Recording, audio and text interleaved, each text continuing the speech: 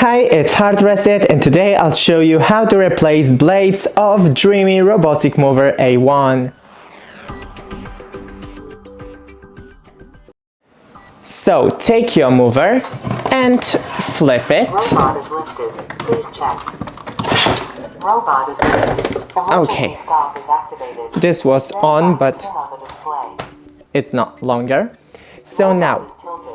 Please okay. put it back on level ground and verify your pin on the display. I need to wait for Robot it is to tilted. Please put it back talk on its level way. ground and verify your pin on the display. Robot is Done. tilted. Please No, put it it's back not on done. level ground and verify your pin Of on course the it's not. display. Okay, thank you.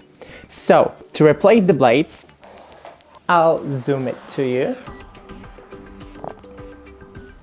Just simply put your finger under the blade and push it. Now we can take off this screw, tilt it and take off the blade.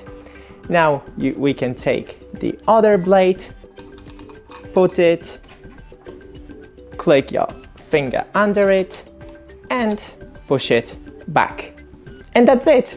Don't forget to leave a like and see you in the next one.